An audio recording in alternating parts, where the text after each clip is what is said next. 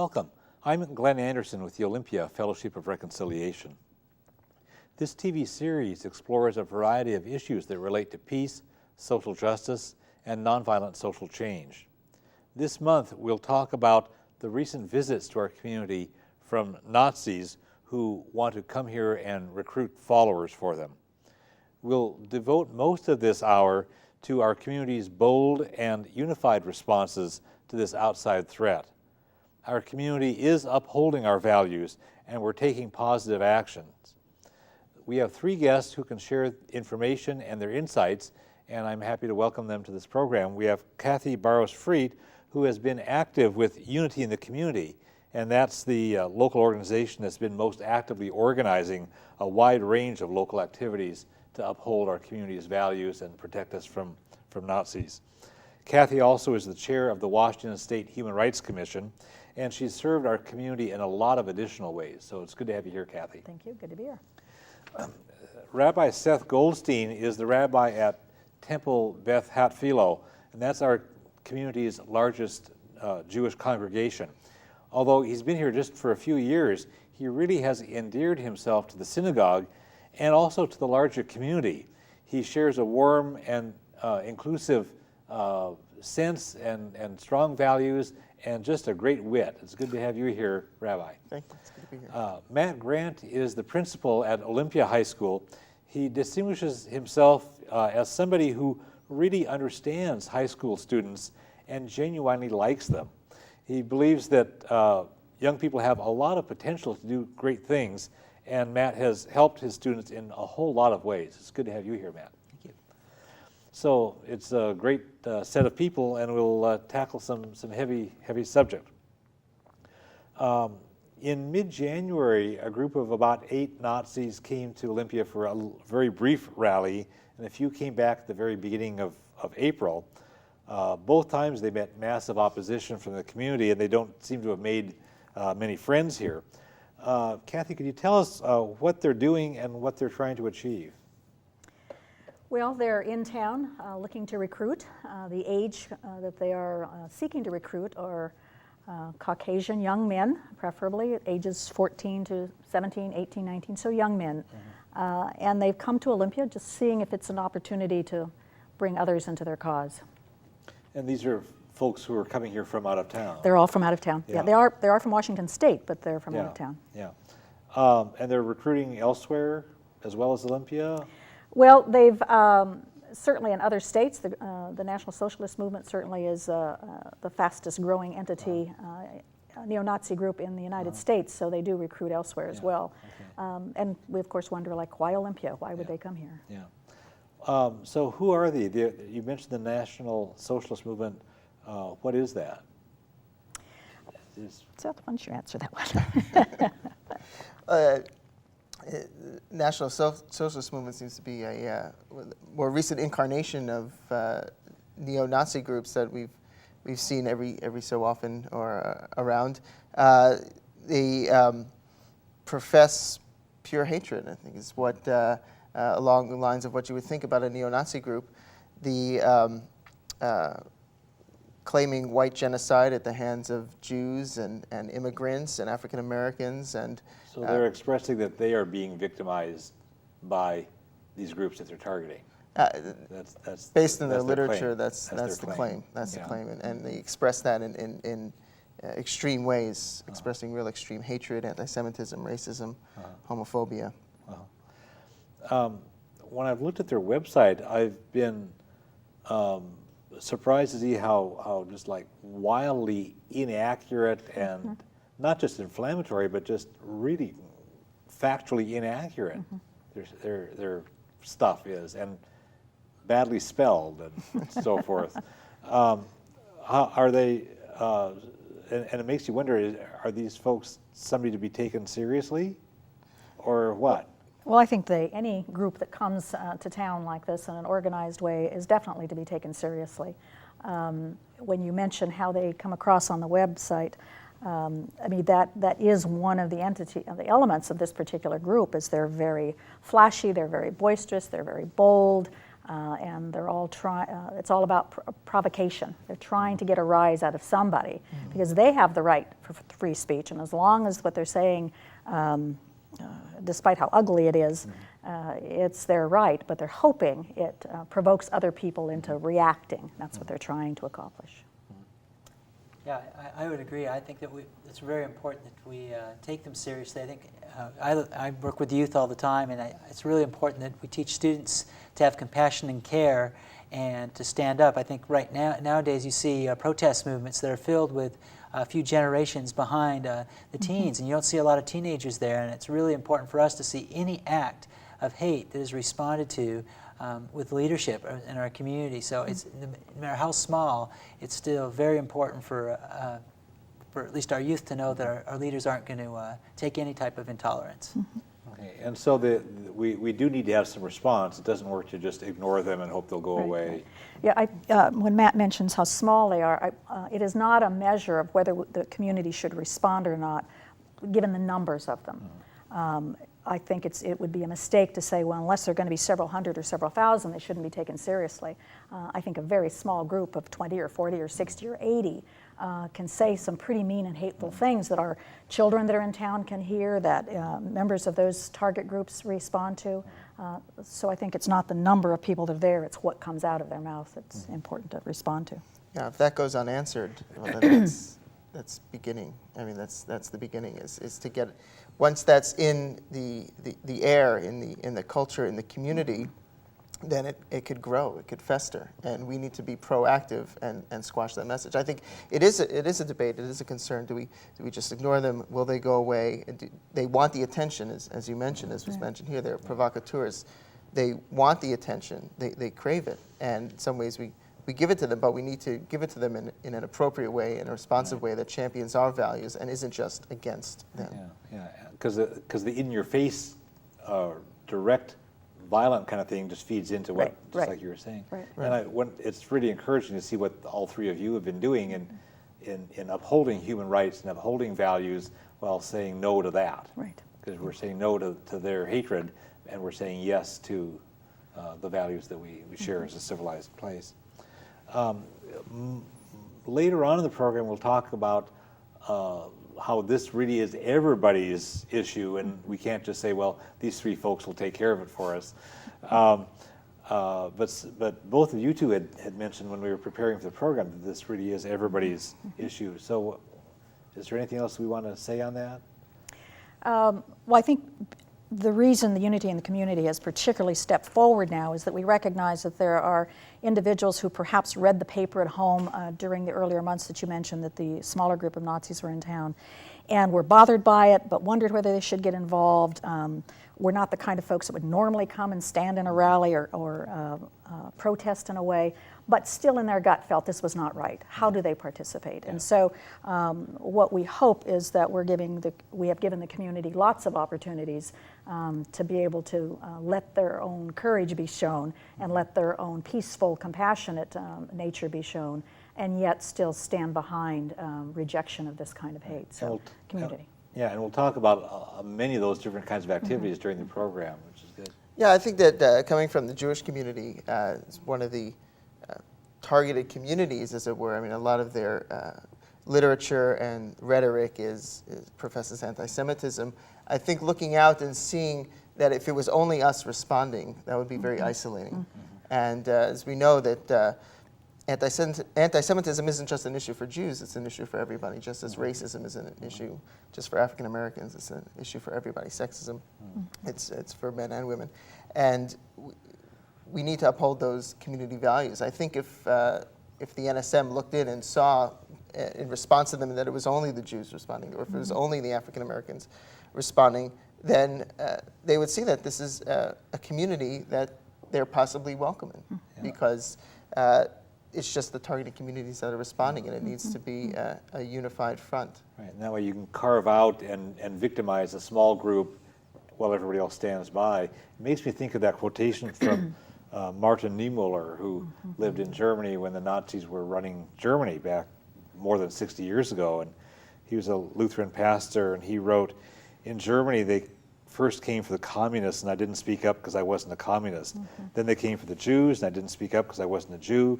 Then they came for the trade unionists, and I didn't speak up because I wasn't a trade unionist. Then they came for the Catholics, and I didn't speak up because I was Protestant. Then they came for me, and by that time, no one was left to speak up.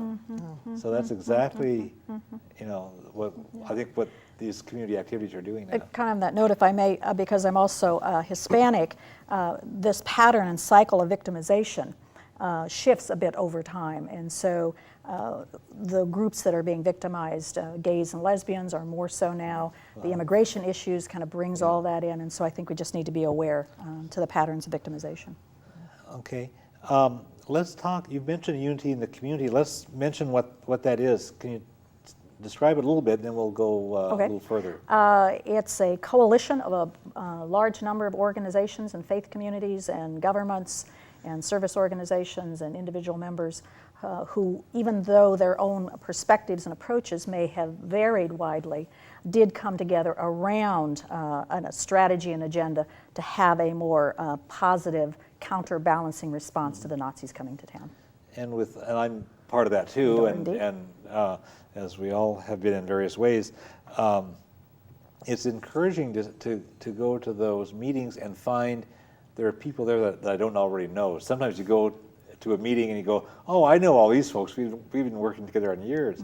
And this is interesting to go there, and there are people who are different from me in various ways, different ethnicities, different religions, different everything. And even some of the white guys are guys that I haven't worked with so much. So it's really encouraging to see people come out to work on this.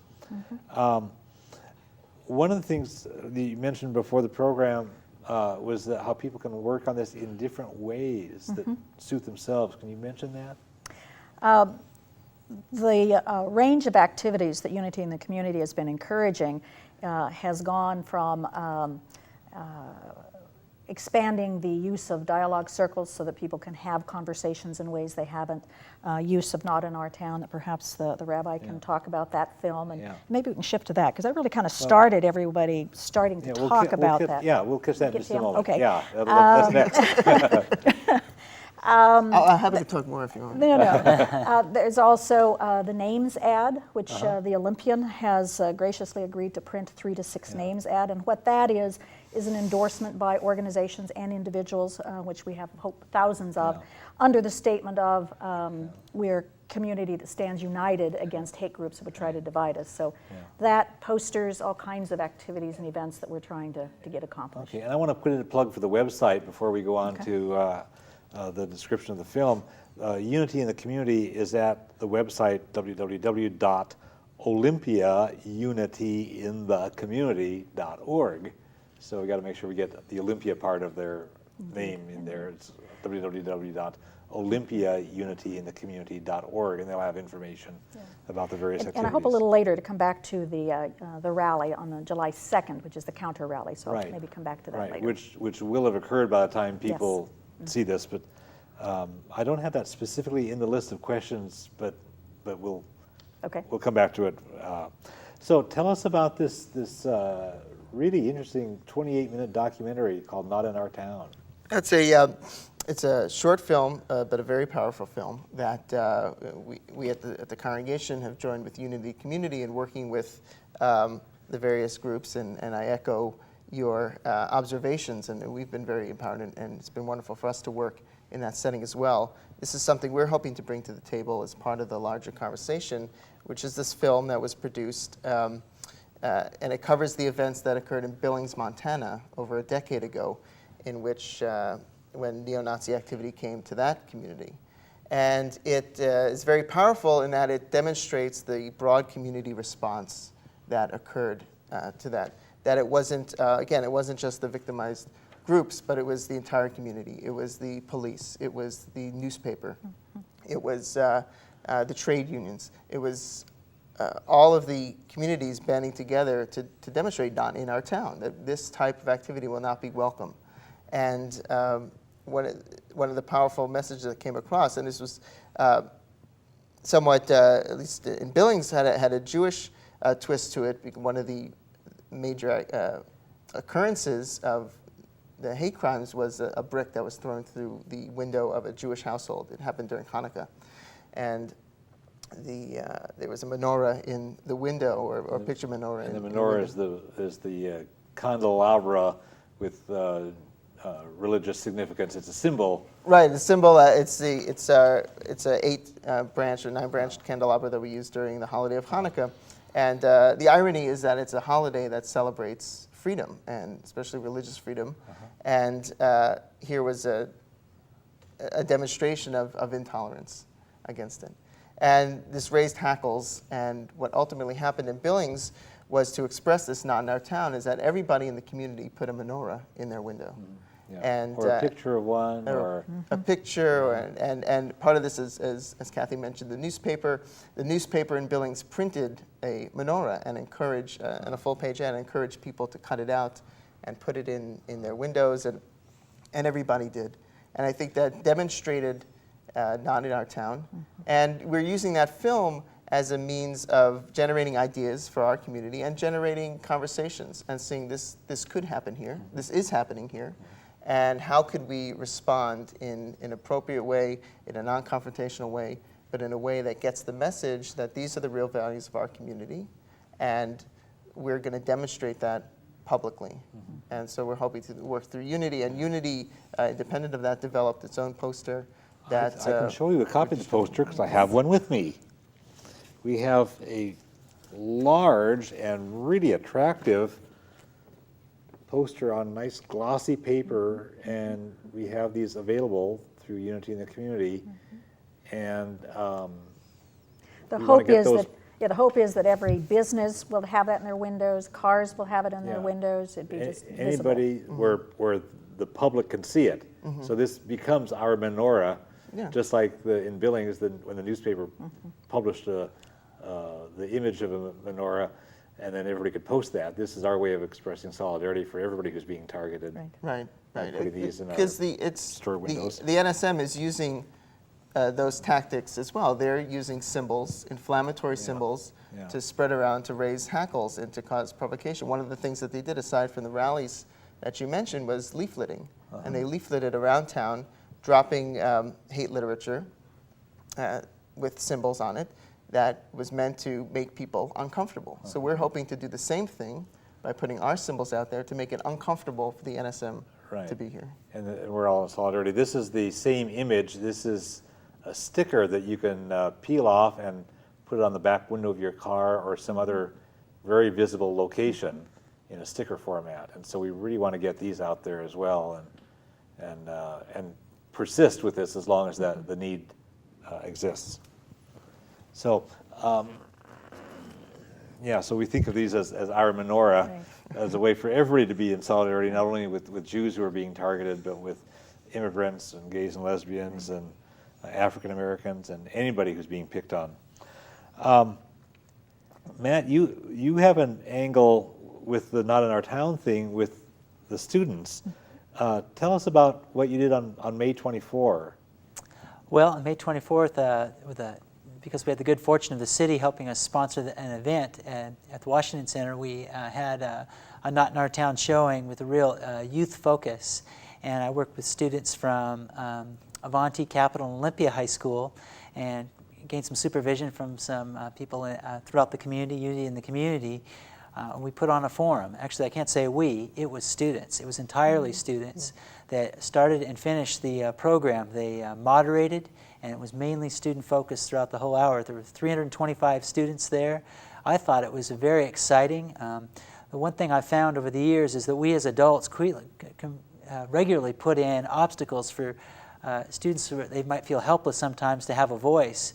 And when they do have a voice, they still have that optimism and hope and sense of social justice. And it all came out that day. Hearing some things I heard made me feel very optimistic again. And you had a real feeling of you have a real united feeling in Olympia. It made you feel good to live in Olympia. And it's the first experience I've ever had where we had students from all the high schools, not just in Olympia, but there were students from Thurston and Tumwater there as well, speaking out. And it really was, I felt a proud moment for Olympia and the students. And there were people of all ages there. Oh, yeah. And so many people told me as they were leaving this thing how inspired they were. This was just the most uplifting thing they had run into for a long time, and that the students had taken such great leadership and done it so well, and had such wise and compassionate and generous and inclusive things to say during the discussion portion. It was really an inspiration for the community. Yeah, it's so hard for us, as we get older. I know I have this problem as a principal, wanting to speak and lecture at people. And what we find is that the most learning is when the students are on the mic and they're the experts. Sharing their personal experiences is going to make this much more real to them and want to stand up to acts of hate. I think they're empowered, and there's a great resource in our youth. The Not in Our Town has other showings. I know the Olympia Fellowship of Reconciliation has arranged to get it aired on TCTV 10 times during, it's from June 4 until July 1, so it will have finished by the time people are watching this program, but we arranged for 10 showings of Not in Our Town here on TCTV. So thanks to TCTV and thanks to you folks for making that available. There are more showings. Is it on CD or VHS, or what's the medium? Yeah, we have, through the congregation, we're making it a project of ours to make it available to community groups. So we have several copies, both on DVD and VHS, that we make available to community groups at no cost, just to come and to show it to their organization and to spark a discussion and to raise awareness. And it's been catching on. We started this by having a couple showings at the congregation, inviting a wide variety of leaders in the community, political leaders, economic leaders, faith communities, social groups.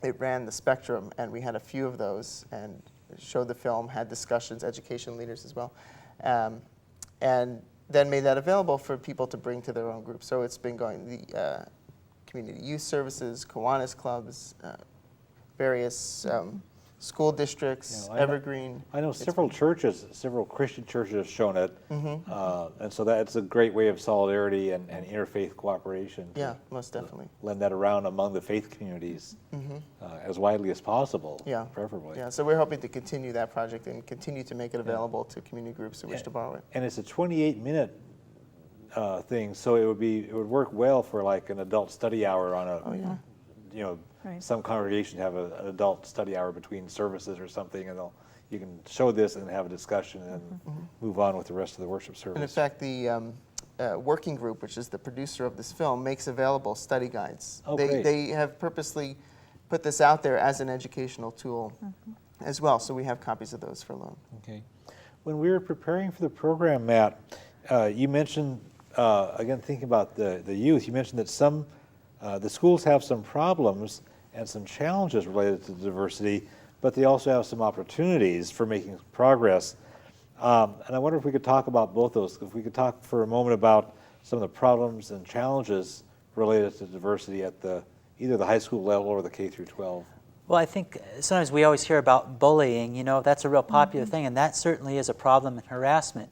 But to me, one of the bigger problems is making people feel welcome who are different. Frequently, we have a student of color or someone with a different background who come to our school, and they haven't gone to school with these other students for several years, and there's nothing overt happening that we can identify, but there's a lot of things going on that make them feel unwelcome.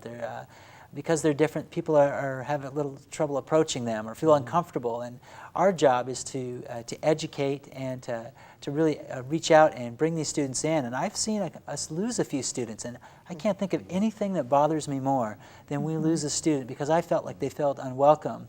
I think we're learning as we go along how we can do a better job of it. It's a priority. If we don't prioritize diversity, when we think about the world problems going on right now, they're going to be much harder to tackle. So this has got to be right up there with, we talk about education reform and the WASL. living in a diverse world is got to be up there, and to me it's a higher priority than the other ones, is learning how to get along with other people. And that can be a challenge when your comfort levels, you've been someone with 10 years sitting at a lunch table, and then over at the other table you see someone you haven't ever met, and we need to find a way to get those students integrated and feel welcome. There's a shortage of teachers of color as well? Well, yes, I think we have to do two things. The paper the other day, North Thurston has a program. It looks like a very good one to attract teachers of color.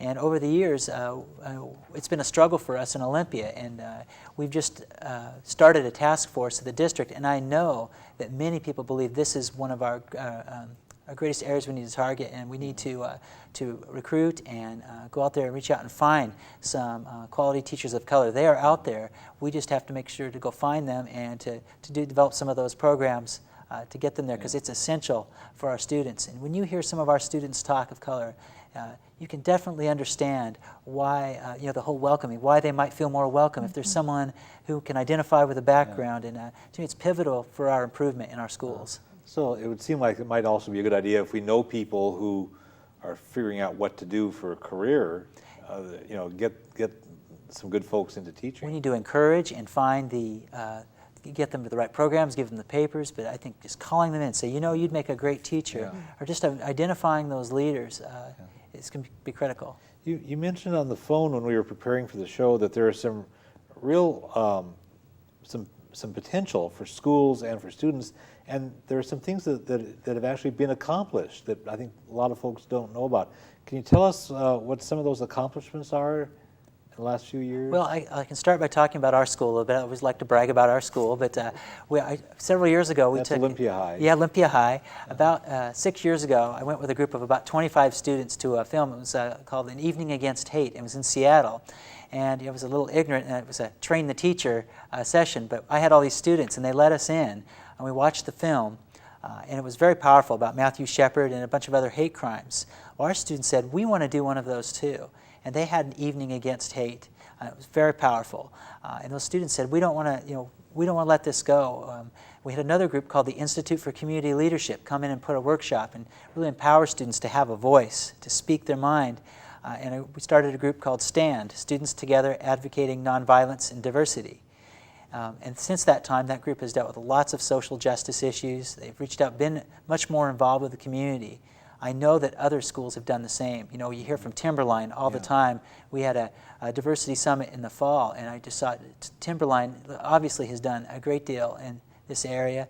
You hear some Tumwater students talking about diversity being a high school graduation requirement. You're seeing some students that really are placing some value in diversity. It's our duty to find these leaders, to develop those leaders. They may not be the ones that you expect. You've got to go out and encourage these students, and we're finding them. We just need to continue to make an effort to do it. Well, then they would need support and encouragement from the whole community. Right. It can't be all just your job. Priority means that we're going to get behind it. We, teachers, community, administration need to say these things are important. And I think the city and Unity for Community made a big step in saying this is a priority to have our youth voice in the most recent event. What are some other opportunities you see for young people, whether in school or out? Well, working on a nonprofit right now, and kind of I'm more as a board member than doing all the work, but an organization I'm working with, Village to Village, we're doing a leadership retreat on the Squaxin Island Reservation related to race relations and diversity. And we're trying to get leaders from all the different high schools to sit and talk about how we can talk about these difficult issues. I think it's really important for people of different cultures to talk to each other, and they're also at the same time going to learn about the tribe. So the aim of Village to Village is to have different communities from different cultural groups learn from each other, and I think that's really going to be a key to us getting to the next level. And so we've already have a full membership for it, and it's exciting. It can be a 3-day workshop in June. Mm-hmm. And so that group, we've been pretty active. There's lots of other things going on, all the way from downtown to other high schools are bringing in things as well. So lots of efforts around town. If the National Socialist Movement is targeting young people as their potential recruits, I imagine some of those folks would be young people who are not in school, who Exactly. may be more alienated from the community or maybe not connected with the kinds of resources that you're talking about. And so when we were talking on the phone, Seth, you mentioned the need to provide positive outlets for the energies of young people and so forth. And is there something else that we could say about young people who maybe aren't in school from anybody? Yeah, I think we could look around our community and see that there are a lot of organizations out there to provide positive outreach to youth who are maybe disconnected. I think that that's possibly the recruiting tactic. Here's a group that comes and presents itself, and so you belong, and here you're a part of something, and it happens to be a hate group that's misdirected, but perhaps it's not. Someone who's looking for some sort of connection might not make that distinction. They just want to feel welcome and connected. And I think it's the obligation of everybody to work across our community to provide those points of connection for people. Yeah, I'm also on the board for Community Youth Services, and it's exactly when one tries to conjecture about why would a young person join these groups, what is driving them, and I come to that sense of they don't feel connected to their community, they're isolated, they've been excluded, maybe they've been those kids in the school cafeteria who sat off by themselves or whatever. You could be different in some way that causes you to not So they fit never in. felt a part of anything, and so a way to be a part of something is to create it yourself. So I think it's very important for those kids who are not in school to be brought into these conversations and given some skills about how to respond in a non-confrontational manner, and to be reaffirmed as part of our community. Yeah, and the Community Youth Services really does a wonderful job. I've had Charles Chalan here as a guest on the program before on another topic.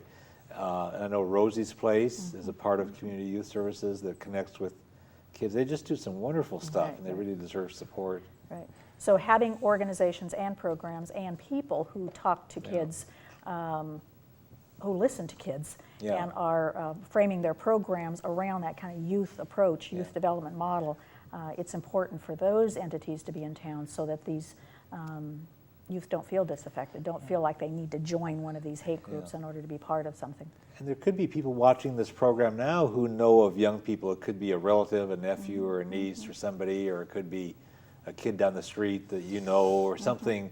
So people watching the program may want to be aware of opportunities they have to help some young person get connected the right way. Now, I look at organizations like GRUB, Garden Raised Urban Bounty. The ICR students in our school, they tap into some students who've never been asked to be leaders, and all of a sudden they become leaders. Yeah. And so I think organizations like GRUB, and you hear students talk about Rosie's Place, any way we can have those students find a connection, it's gonna make them feel welcome, and that recruitment's gonna fall on deaf ears on those. Yeah. It's ironic. It just comes to mind that how much money our federal government wastes on this so-called war on terrorism, and that money is draining out from the kinds of resources that we need to fund in order to prevent terrorism from arising in our own communities. Exactly.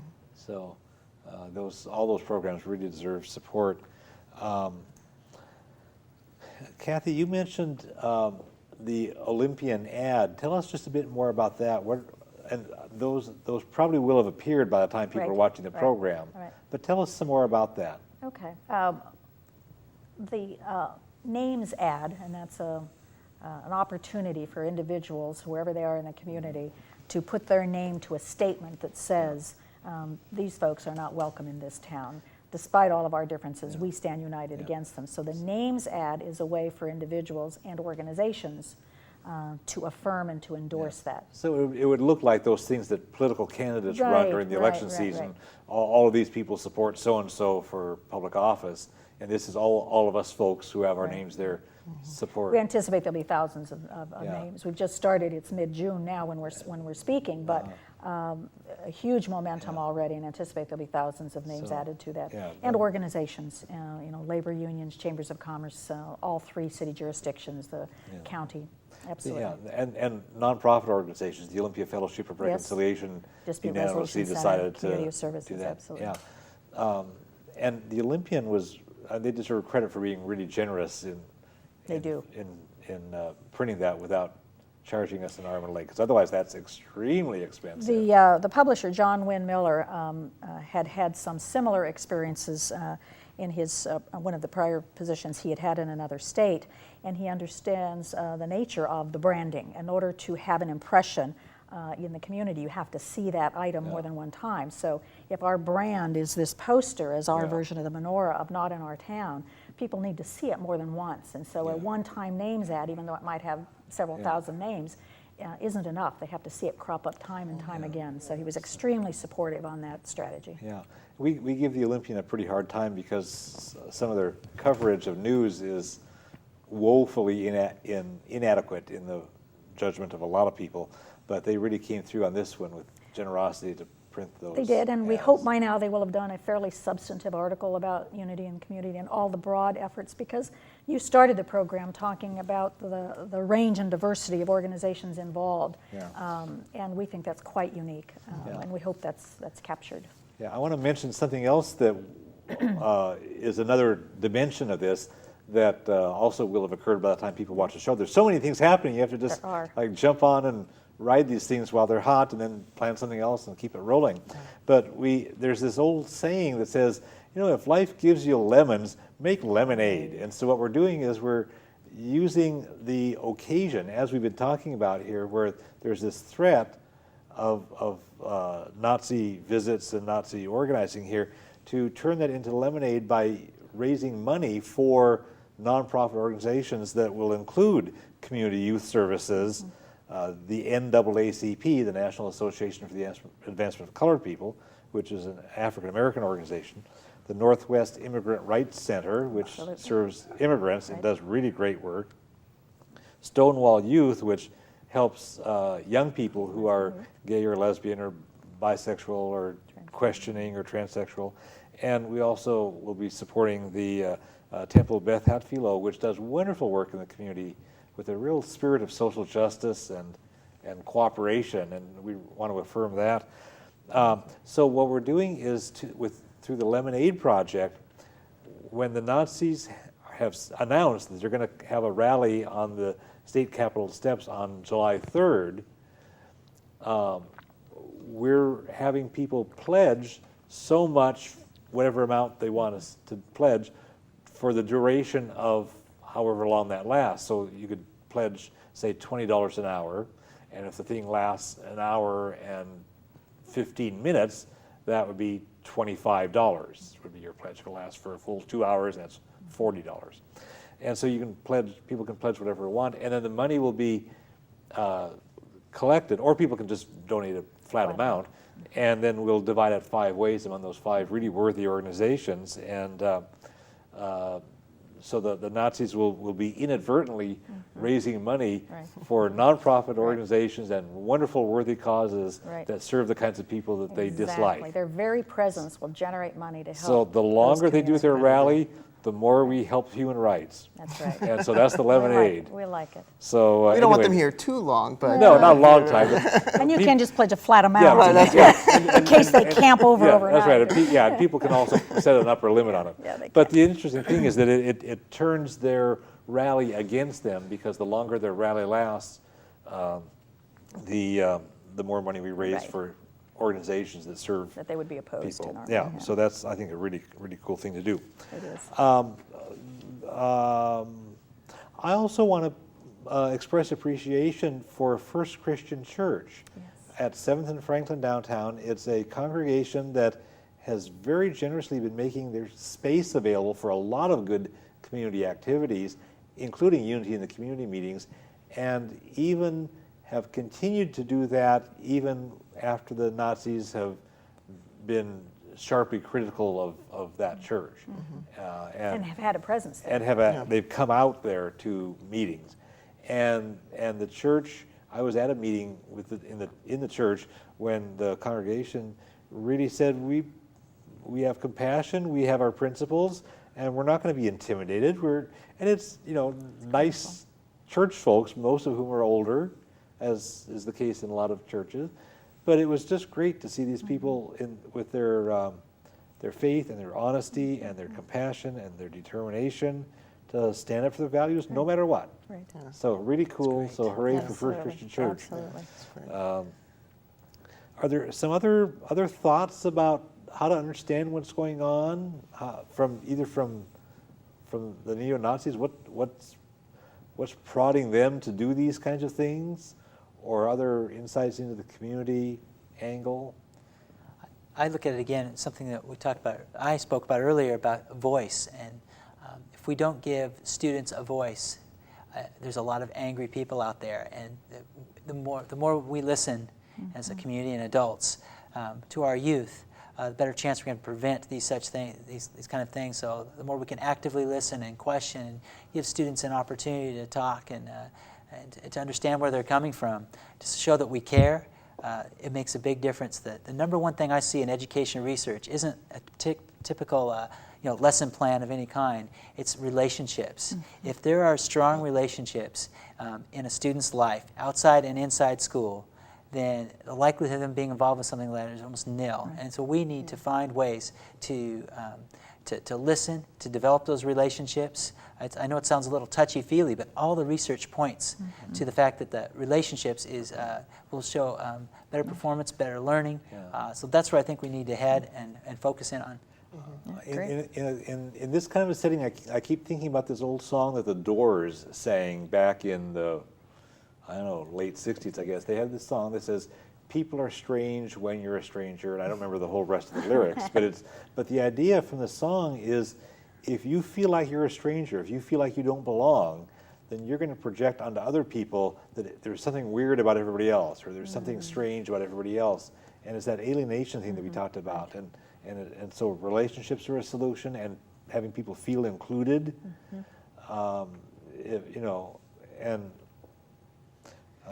because it's when folks are alienated that we're going to have problems. One more thing I want to add, in a day and age where a lot of extracurricular programs and community programs are being on the chopping block and saying, well, that's not essential.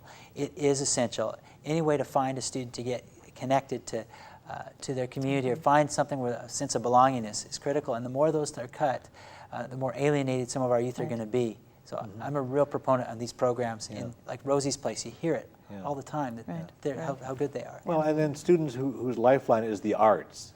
Yes. Or band, or something that hooks them in, and then they'll do the history and the English and the whatever, as long as they can be in the arts program or the band or whatever it is. So those things are not frills.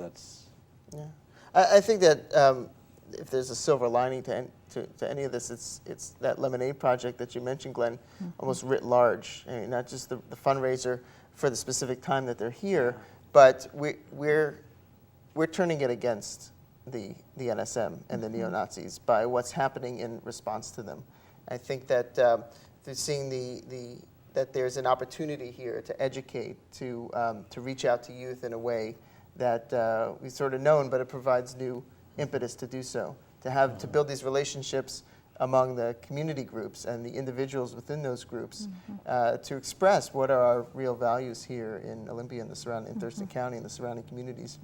That the NSM is coming in and we're responding to that, but we're doing it in a positive way, that we're building relationships that hopefully will continue after their presence is over. Right. And that this will grow and will become a stronger community because of their presence. That's the big irony of their visit. Yeah. And I think that's at the heart of it, is that if their presence or threat to be here has opened up dialogue in a way that would not have otherwise happened across ages or ethnicities, that would not have otherwise happened, and started to build those relationships, so that when you see people on the street, or you see a crime has been committed or whatever, that you feel an obligation of neighborliness, that they're part of your community. It's not somebody else's problem. They're our problem, they're our situation.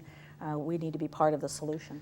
It makes me think about the way when a tree is growing, it'll develop a strong root system if it's got winds coming at it, so the tree will dig stronger roots. Dig down in. And it'll really dig down deep to hold it in. I mean, it knows to do that. But a tree that's growing with a bunch of other trees around it doesn't do that, or a tree that's sheltered behind something doesn't have the need to do that. And so if we think of this with that kind of a metaphor, then what we're doing is we're giving ourselves that opportunity to grow some good roots. That's great. Yeah. And I'm going to use that in the sermon. Yeah, still for graduation. You'll be the second member of the religious profession locally who's used that in the sermon. It's a good one. That's all right. But probably those folks don't attend your congregation. Okay, so right. We don't have crossover. So. Yeah. So probably nobody will hear the same thing. But I think that's true. No, it's and it's just what we're talking about. And so the idea, as I see this, is how can we re-engineer this? How can we help people also seek compassion for people who may be doing really, really awful, horrible things, but recognize that somehow they're doing that because there's something painful in them, and that's just this perverted way that they're expressing it.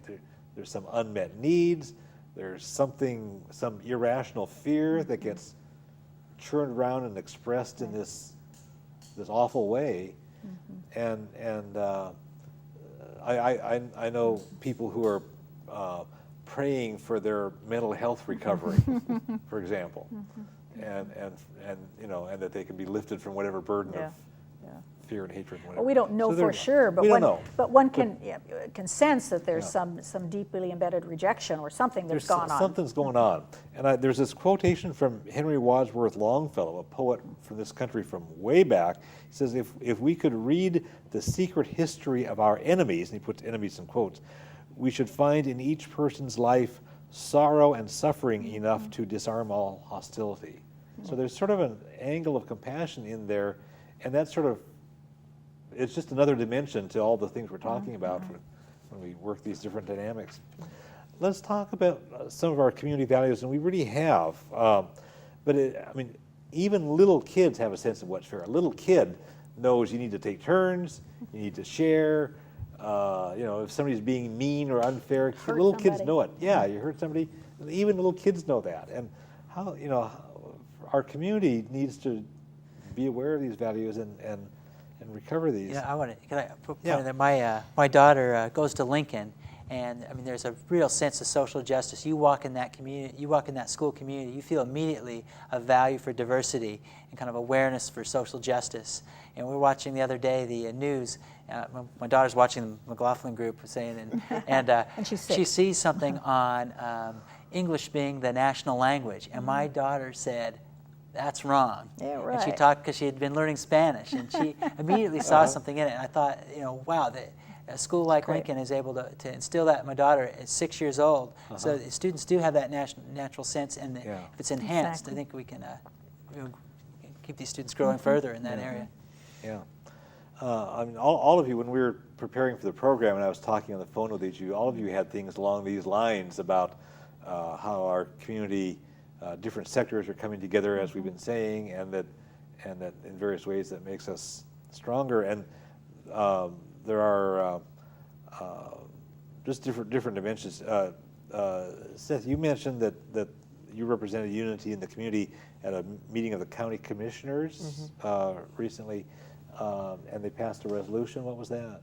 Well, it's part of Unity Community's focus is be as broad-based as possible, and that it's not just the targeted groups, but everybody, that it's religious leaders, it's educational leaders, and government leaders as well. So part of that has been to be in touch with the various government entities in our community, the city councils, the county commission, and to ask them to present resolutions and to pass resolutions supporting Unity Community and expressing that the NSM is not welcome in our community. And so I had the privilege and honor to represent Unity at the Thurston County Commissions, and other representatives have been in front of other councils and other agencies as well.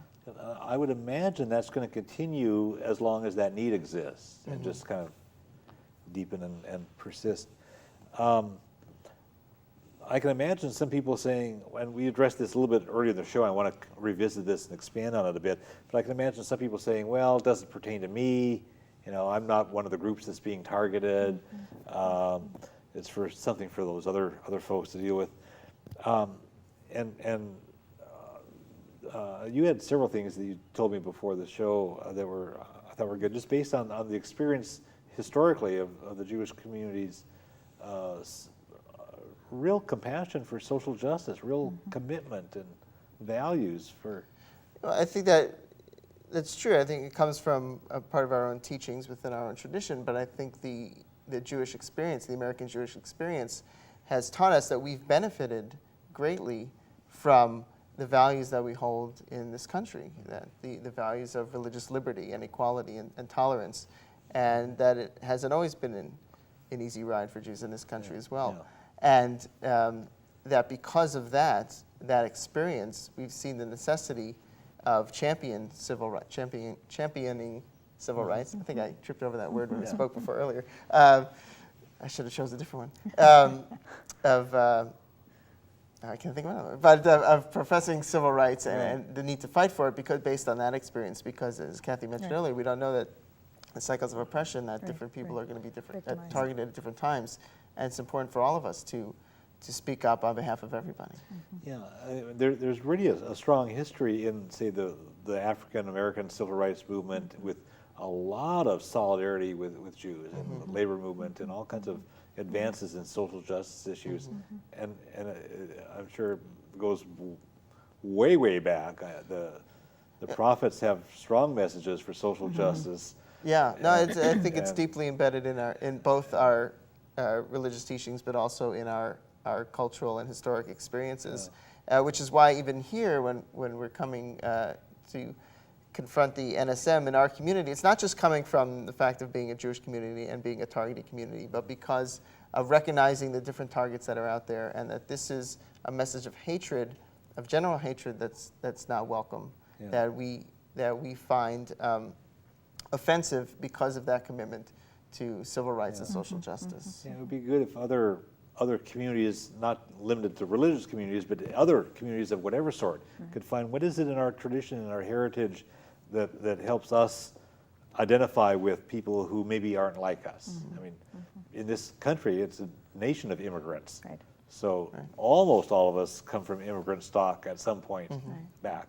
And so maybe we can identify with immigrants, or maybe we can identify with whatever. I mean, all of us know people who are gay and lesbian and bisexual and transgender and so forth, and it's like, these aren't just like an abstract other, these are real people that we know and love. Right.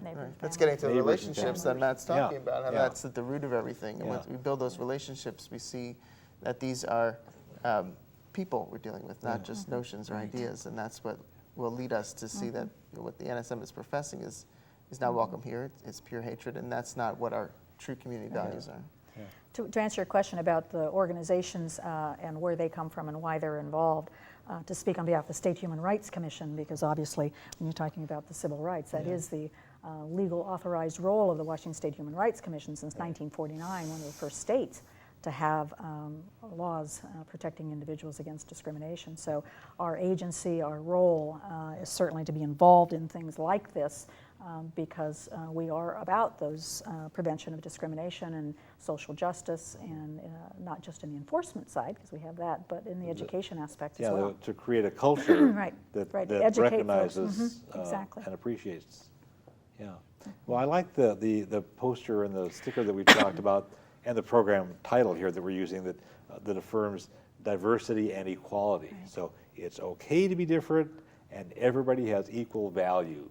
So diversity and equality, and I think that's just a strong. Right. And foundation. since you were talking about resolutions and the Human Rights Commission, this might be this, just to read a line. The Washington State Human Rights Commission was one of the organizations that passed a resolution, as the rabbi was speaking to at our May Human Rights Commission meeting in Spokane. And so just to read a sentence or two from that resolution, our point is to take a positive and life-enhancing action while avoiding confrontation with the Nazis. And we urge all Washingtonians to take a stand in favor of respect, peace, and justice. You're asking about values. And together we can show the best spirit of Washington stands strongly against the discredited and violent Nazi theology. Wow. Ideology. Good. So what could the viewers do to help? We have just a few minutes left, and we want to touch on a few different ideas about how viewers can help, and then we'll come back and do a very brief closing message from each person. Well, since the emphasis on June events and the rally will have happened by this time, I think we would hope the community can help by continuing these dialogues, by not discounting the fact that groups like the neo-Nazis still exist, and to bring conversations into their family and their schools and their businesses that accept that these dialogues are critical, so that you don't go just from the neo-Nazis, but all of the other kind of intimidation and discrimination that does occur in our community, to transition into those things that are relevant for us here today. Yeah, including those that aren't as extreme, Yes, but still have that right, same right. kind of transition the animosity rejection behind of them. that to the things that we see every day. You know, I think our strength is going to be shown in when we can be proactive and not just reactive. And we have this this lingering Nazi presence, which may or may not be concluded after the planned rally. But we know that if we are able to continue this work in this bridge building, this relationship building, then we're going to be a strong community, a stronger community for it. Through Olympia Union Community and other avenues, I think that we'll see these continue, and I hope people will take the opportunity to be involved and to tap into it. I just finished, we've got the community needs to lead by example. When they see injustice, they need to stand up, get involved. When they have these type of forums, take the time, get away from that daily TV program that's important, and go to what's really important. Go to a forum and show our youth that this is important. Also say, even though test scores are very important, so are these diverse values. I want to show a diagram. You don't need to read. All you have to do is just see that there's a pyramid here that's stratified. It's got layers on it, and it's a pyramid that depicts different kinds of bigotry and examples of hatred and so forth that have at the bottom just the kinds of stereotypes and disrespectful comments and name calling and those kinds of things, the judgmentalism and all that sort of thing, and it escalates through several different levels until you get at the peak of this pyramid, and there are actual crimes of violence and murders and lynchings and those kinds of things. And what the diagram is intended to show is that if we want to prevent overt hate crimes that are violent, the starting point is that culture, and we've just been talking about that a moment ago here. Change the culture so that we don't tolerate racist, sexist, homophobic, whatever kind of comments and so forth. Right. So there's work there for everybody to do. And you had mentioned when we were on the phone to prepare for the show, go ahead and start doing things and don't expect to be perfect. It's okay to make mistakes.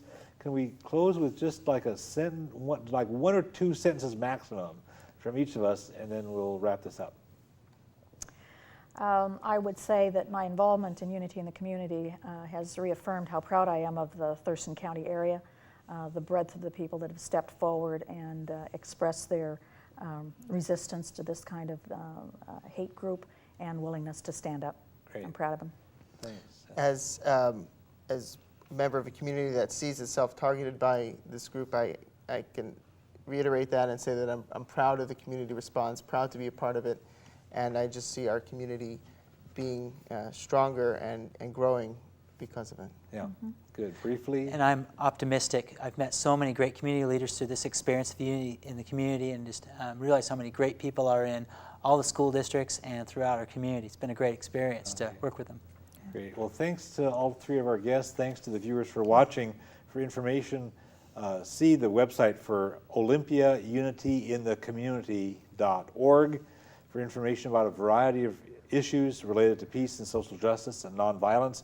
You can contact the Olympia Fellowship of Reconciliation at area code 360-491-9093 or visit www.olyfor.org. We're all one human family, and we all share one planet.